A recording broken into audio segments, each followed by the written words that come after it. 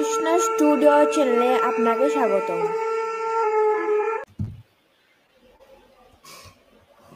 হরে কৃষ্ণ, শুভরাত্রি। সর্বপ্রথমে আমি আমার গুরুদেবের শ্রীচরণে শতকোটি দণ্ডবত প্রণাম নিবেদন করছি। সবাইকে প্রণাম।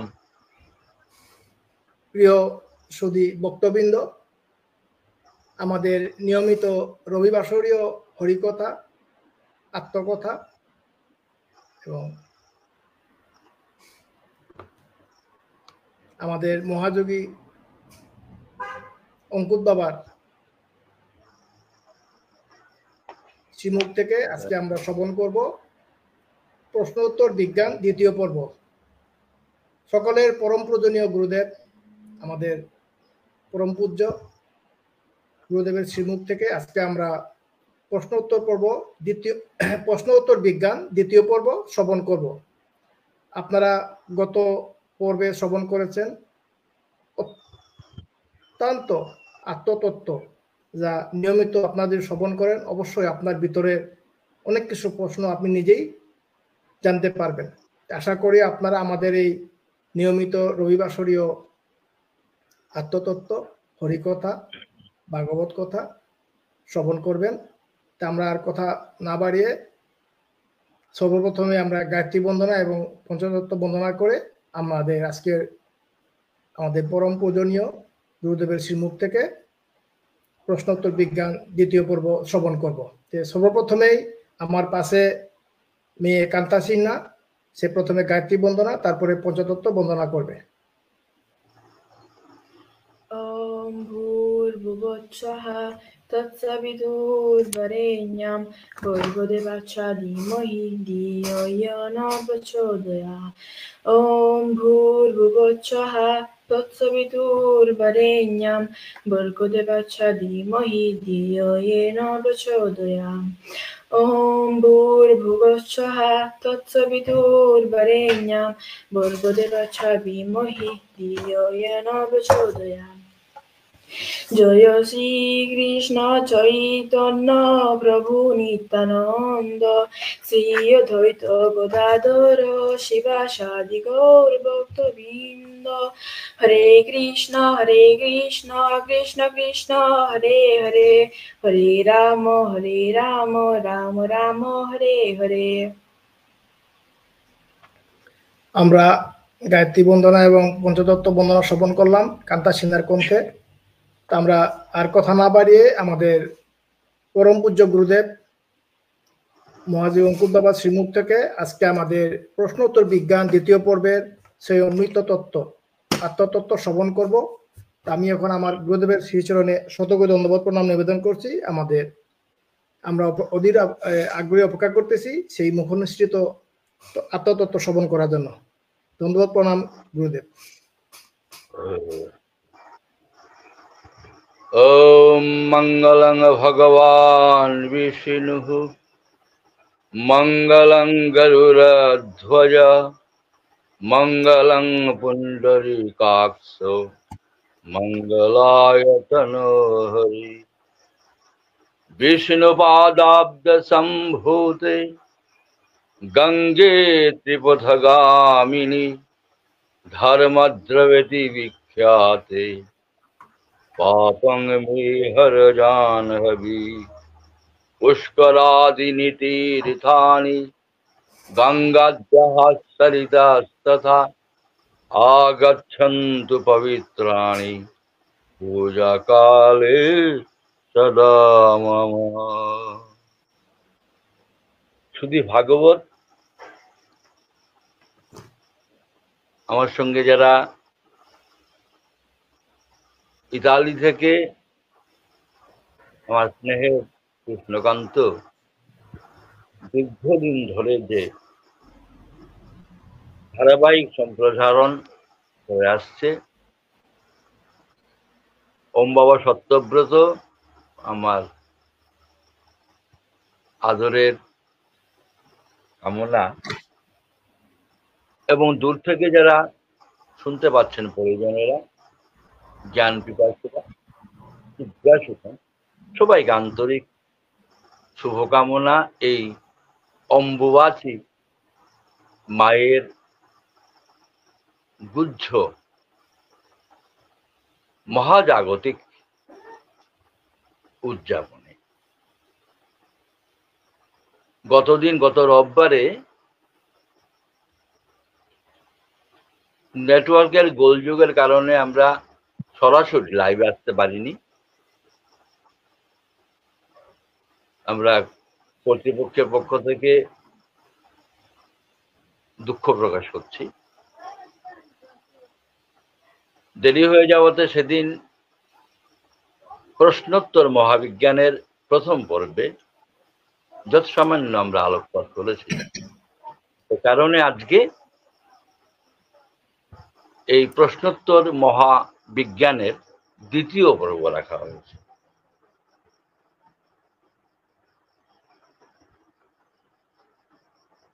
জীবনের যে অস্তিত্ব, বিশেষ করে মানব জীবনের, এই প্রশ্নের গভীরতায় প্রশ্ন তখন পর্যন্ত যতক্ষণ না তা প্রকাশিত হচ্ছে, অর্থাৎ অন্ধকার।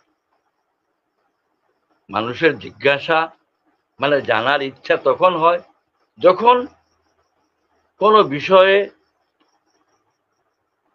কোনো বিন্দুতে যখন অন্ধকার থাকে, পরিষ্কার হয় না।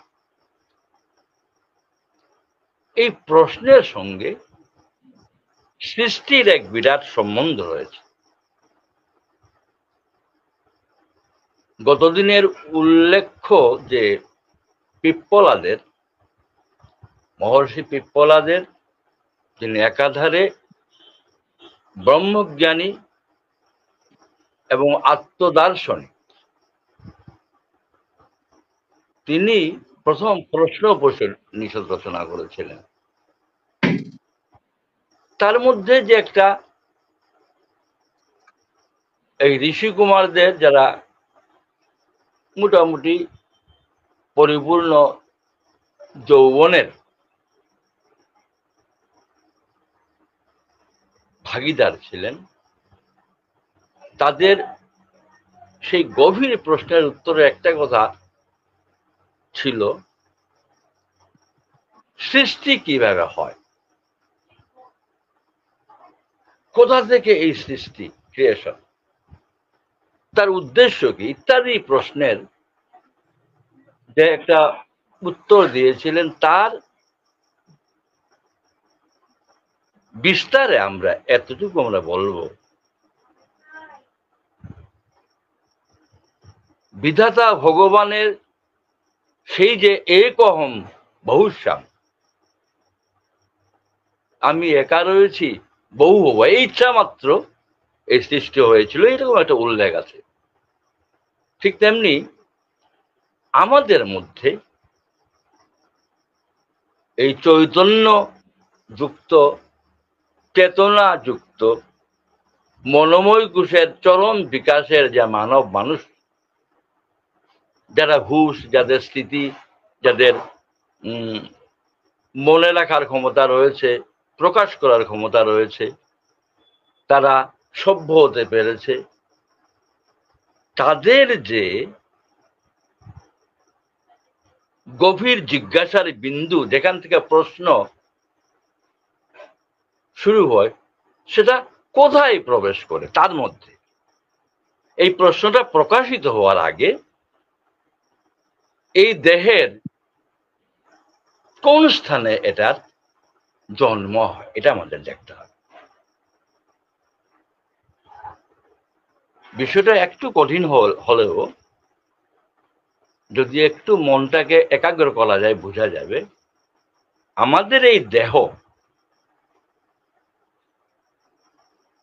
সূক্ষ্ম দেহের বিন্যাসে যে বিভিন্ন চক্র রয়েছে,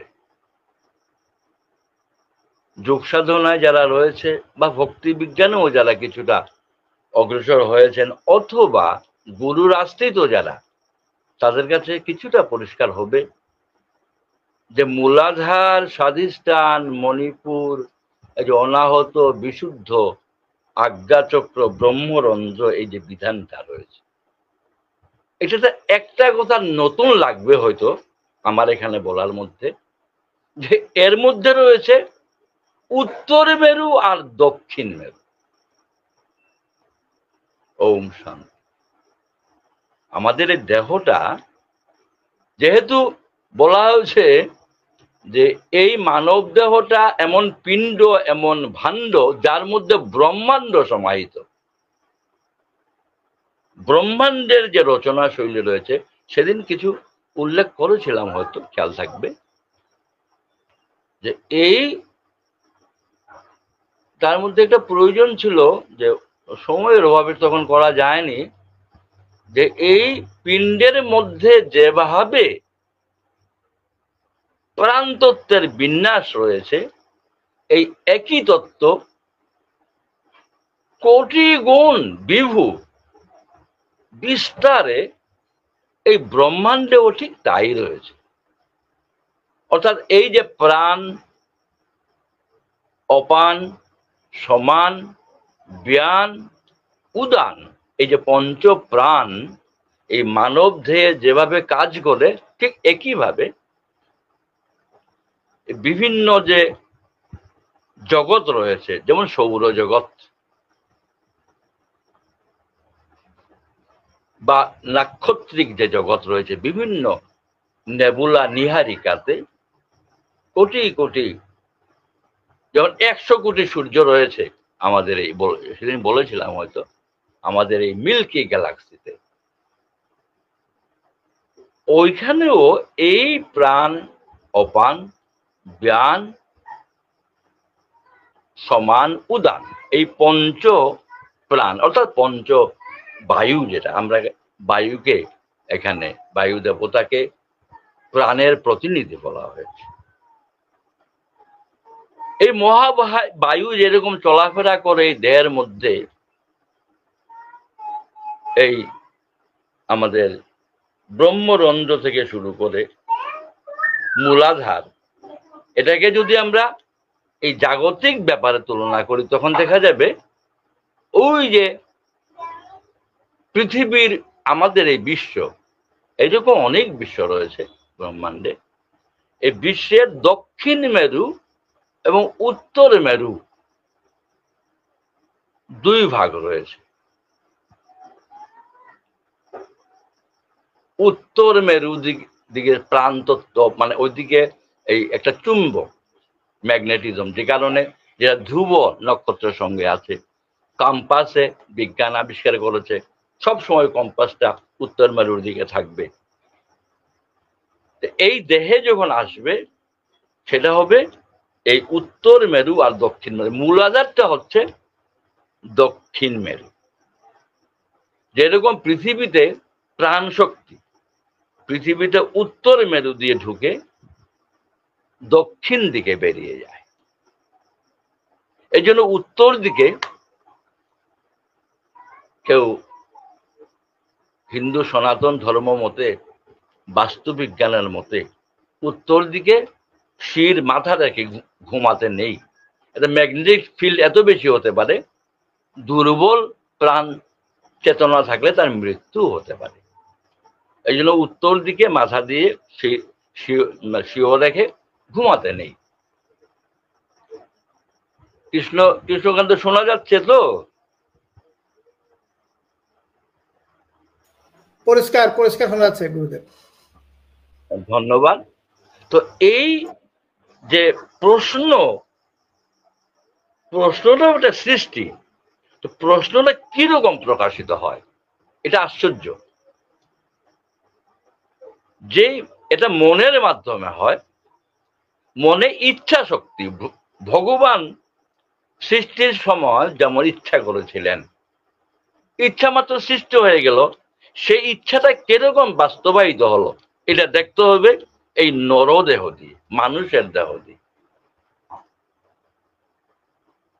এ কারণেই বলা হয়েছিল, আমরা বলার চেষ্টা করি সেখানে, যে প্রশ্নোত্তর মহাবিজ্ঞান,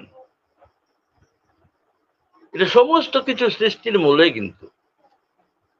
তো সেইখানে বলছে এই যে মনের ভাবনাটা অনুপরিমাণ সেই শক্তিটা প্রবেশ করে মূলাধারে।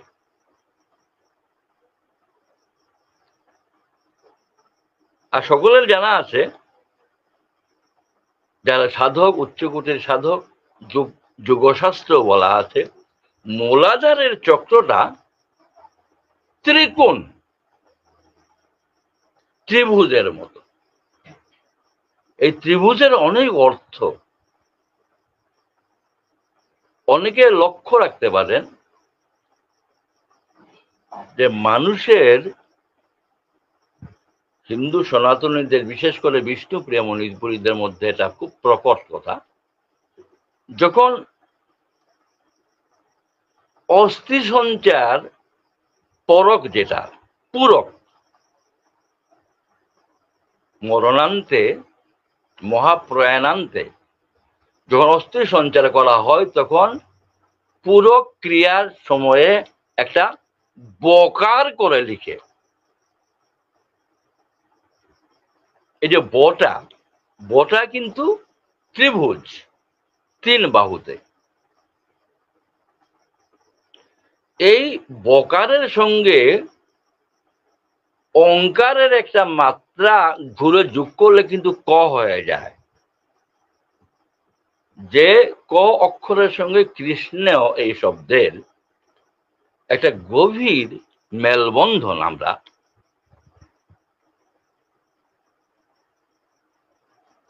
অনুধাবন করতে পারি। সে এক বিরাট চ্যাপ্টার, সেদিকে আমরা কোনোদিন সুযোগ পেলে যাব অক্ষর বিজ্ঞানের মধ্যে। তো আজকে আমাদের প্রশ্ন হচ্ছে, এই যে প্রশ্ন উত্তরের দ্বিতীয় পর্বে যে কথাটা বলতে যাচ্ছি, এই প্রশ্নটা ব্যক্তি বিশেষের মনে যখন বীজ রূপে সৃষ্টি হয়, জানার ইচ্ছা, কারণ জিজ্ঞাসা না থাকলে তো প্রশ্ন, এটা বিরাট সৃষ্টি, কিন্তু এইটা প্রবেশ করে এই মূলাধারের মধ্যে। যেমন সেই সৃষ্টি বিজ্ঞানে এই মেরুদণ্ডের, সূক্ষ্ম দেহের যে মেরুদণ্ড, আমাদের এই মেরুদণ্ড কাটলেও সেটা হয়তো দেখা যাবে না। এই যে মূলাধার, স্বাধিষ্ঠান, মণিপুর, এই যে অনাহত, বিশুদ্ধ, আজ্ঞা, ব্রহ্মরন্ধ্র, এটা কিন্তু আশ্চর্য। একটু আগে বললাম যে এই মূলাধার হচ্ছে দক্ষিণ মেরু। দেখুন, আমরা দক্ষিণ দিকে প্রবেশ করলে, প্রশ্নের অনুটা দক্ষিণ দিকে প্রবেশ করলো, এটা প্রকাশিত হতে অর্থাৎ ঊর্ধ্বলোকে যাবে বিকশিত হওয়ার জন্য। তখন বাক বিভিন্ন ক্ষেত্রে, শুধু ভাগবতজন, বিভিন্ন অবস্থাতে আমাদের যে ভাষা, প্রকাশের যে ভাষা, জিজ্ঞাসা, এটা অনেকে জানবে, পড়া বানিয়ে আছে, বাক পড়া, এইরকম করতে করতে বৈখরি যখন মুখ পর্যন্ত, অর্থাৎ আমাদের বিশুদ্ধ চক্র যখন অতিক্রম করবে, আজ্ঞা চক্রে যাওয়ার আগে, মানে কণ্ঠে বিশুদ্ধ, এখানেও তো তখন তার সঙ্গে জিহ্বা, চাল জিহ্বা আছে, সেখানে সে প্রকাশ করতে পারছে। এবং সে কোথায় যাচ্ছে? উত্তর মেরুতে। এই যে উত্তর, তাহলে প্রশ্নটা দক্ষিণ মেরুতে প্রবেশ করলো, মূলাধার চক্রে, দেহেতে। এটা সাংঘাতিক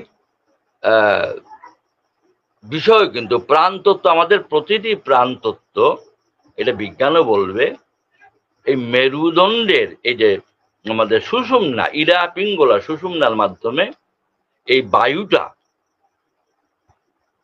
আমরা যাই কথা বলি, এই কথাগুলো জিহ্বাতে যে অক্ষর আমরা বলবো, ক, খ, যখনই আমরা বলবো, এটা কিন্তু এইখানে স্পর্শ করলে কি হবে, এইটার ক্রিয়া, এইটার বিন্যাসটা কিন্তু সেই সূক্ষ্ম দেহে হচ্ছে, সেই চক্রগুলোর মধ্যে এইটার অবস্থান।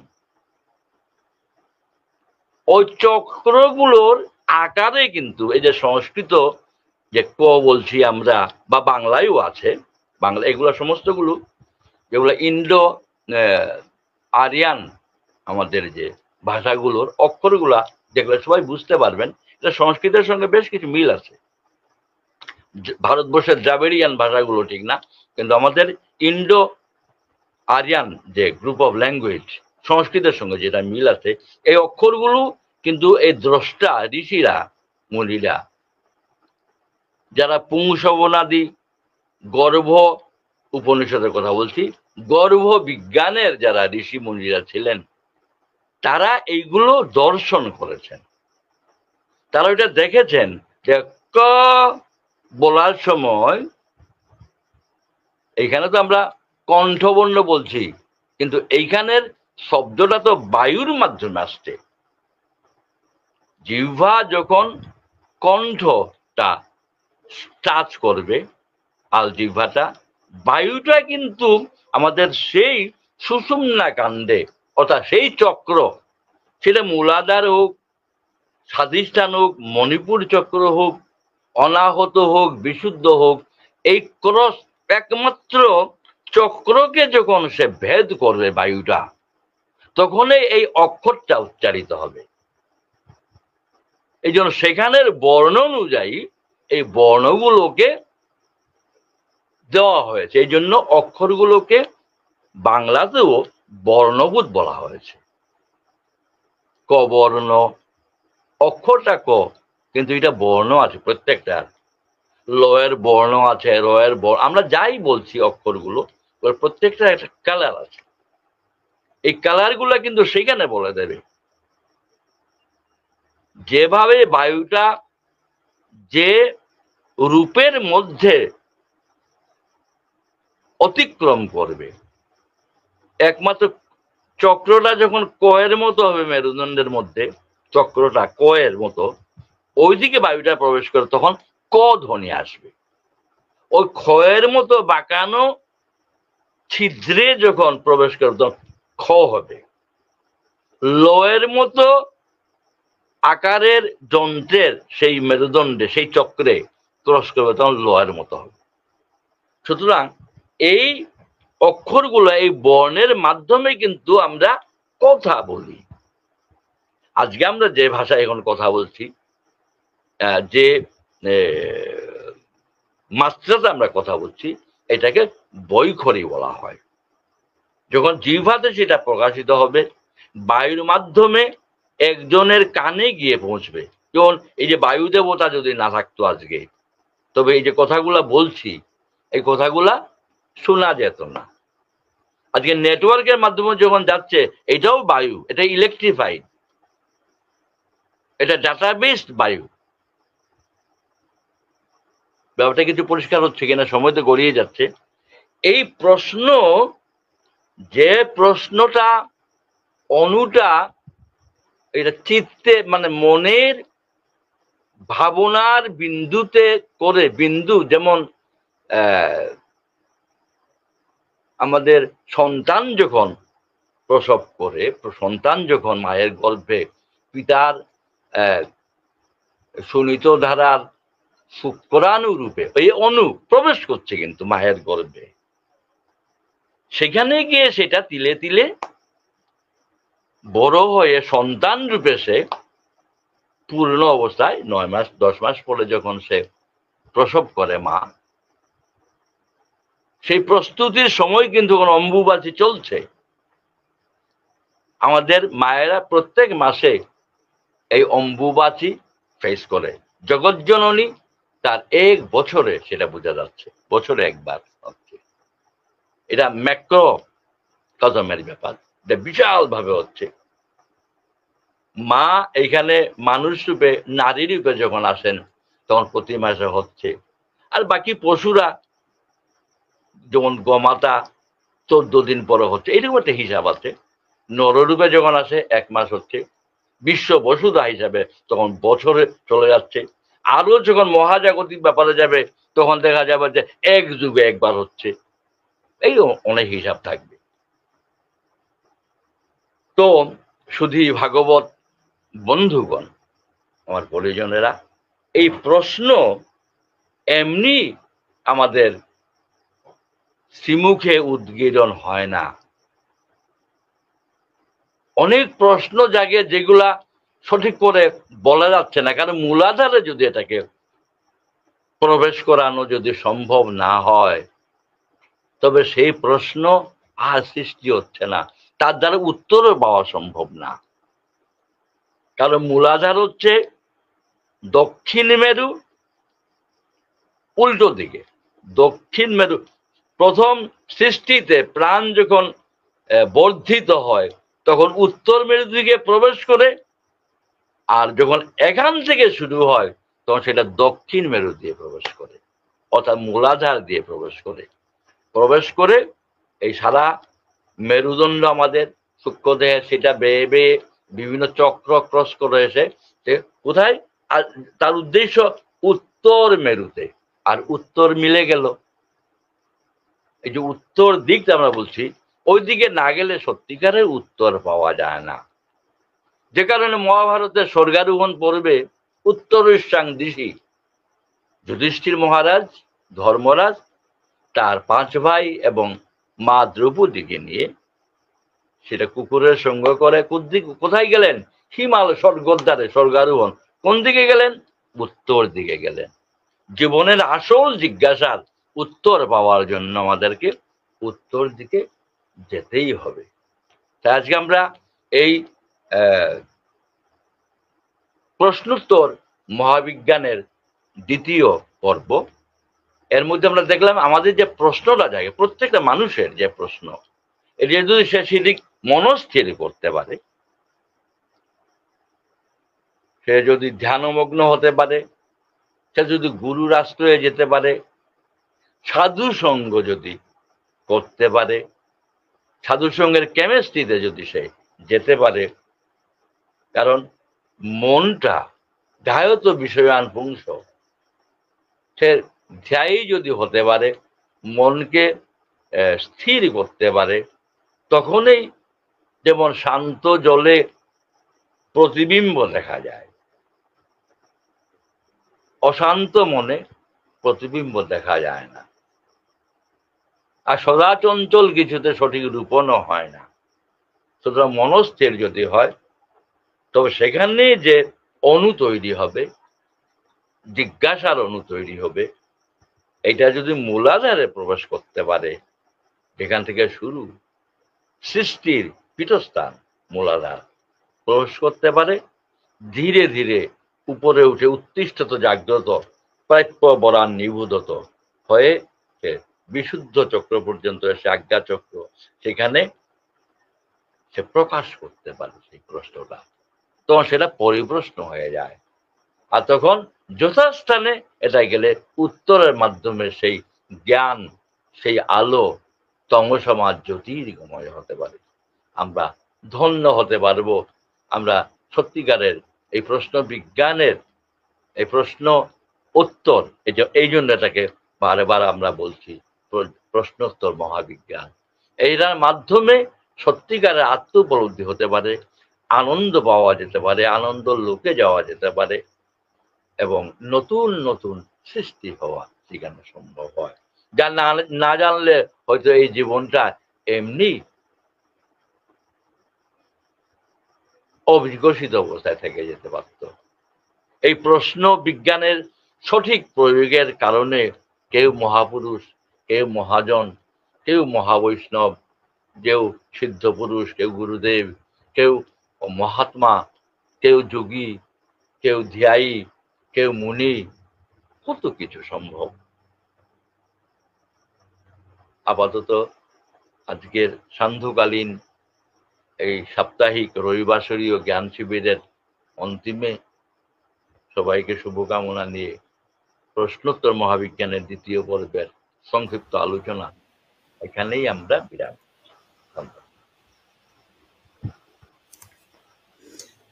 আমরা এতক্ষণ আমাদের সকলের পরম পূজনীয় গুরুদেব মহাজি অঙ্কুর বাবার শ্রীমুখ থেকে রবিবাসরীয় জ্ঞান শিবির আত্মতত্ত্ব শ্রবণ করলাম। আজকের আলোচ্য বিষয় ছিল প্রশ্ন উত্তর বিজ্ঞান 2য় পর্ব। এখানে আমাদের তোমাদেরও জিজ্ঞাসা থাকলে তোমরা পুট আপ করতে পারো, যতদূর সম্ভব এটা আলোচনা করা যেতে পারে, আবার কোনো অসুবিধা নেই। শ্রদ্ধেয় আমার গুরু ভাই সত্যব দাদা আছেন, যদি আপনি গুরুদেবের শ্রীমুখ থেকে যদি কোনো প্রশ্ন উত্তর শোনার জিজ্ঞাসা গুরুদেব থাকলে প্রণাম। প্রণাম। এই আজকের এই প্রসঙ্গ খুব সূক্ষ্ম আর খুব উচ্চ লেভেলের, এটি রেকর্ডের জন্য খুব দরকার। আমরা সাধারণের জন্য এমসিআই সম্বন্ধে সামান্য শুনতে চাই। হ্যাঁ, এমসিআই এর জন্য আমরা আলাদা একটা দিন রাখলে ভালো হবে মনে হয়। ঠিক আছে, আজকে মহাবিজ্ঞানে না রেখে এটা এমসিআই এর জন্য অন্য একদিন চিন্তা করলে ভালো হবে। ঠিক আছে। এই এই এই বিষয়টা সাধারণের অসাধু অভক্তের অজিজ্ঞাসু জন্য তো অসম্ভব। এই বিষয়টা খুব গুরুত্বপূর্ণ, ফর রেকর্ডেড, খুব ভালো জ্ঞানের ভান্ডার। তবে মনে হয় ভালো হবে এই প্রশ্নোত্তরের তৃতীয় পর্ব একটা যে কোনো দিন সুবিধা মতো রাখলে আর একটু বিস্তারে আমরা যেতে পারবো। তাহলে গুরুদেব যদি আজ্ঞা হলে আমরা এই প্রশ্ন উত্তর এটার আমরা তাহলে পরবর্তী সপ্তাহে তৃতীয় পর্ব রাখি, এটাকে আমরা শেষ করে পরবর্তী অন্য একটা সাবজেক্টে চলে যাব বিষয় নিয়ে। হ্যাঁ, অন্য একটা আগামী রোববারে অন্য একটা রাখো, এমসিআই এর উপর রাখো, অসুবিধা নেই, তারপরে হবে আর কি।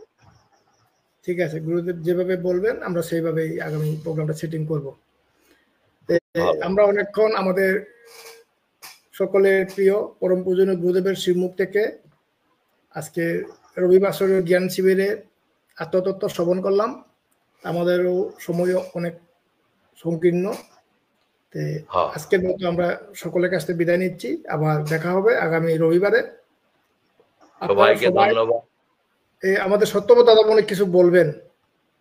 গুরুদেবের সঙ্গে আমরা শেষান্তে গায়ত্রী মন্ত্র আমরা জপ করতে চাই। ওম ভূর্ভুবঃ স্বঃ তৎসবিতুর্বরেণ্যং ভর্গো দেবস্য ধীমহি ধিয়ো यो নঃ প্রচোদয়াৎ। আমার গুরুদেবের মুখশ্রী থেকে শোনার মতে বা শাস্ত্র মতে গুরুদেবের সঙ্গে গুরুমন্ত্র জপ করলে লাখের বরাবর। তাই আমরা এখানে তো আকাশ তত্ত্ব তো, এবং তোমরা তো 4 জন আছো, 4 লক্ষ জপ হয়ে গেল। একজনে করলে 1 লক্ষ, 2 জনে করলে 2 লক্ষ হবে। যত বাড়বে তত গুণ হয়ে যাবে। আমরা প্রত্যেকেই সেই জপের ফসলটা পাবো।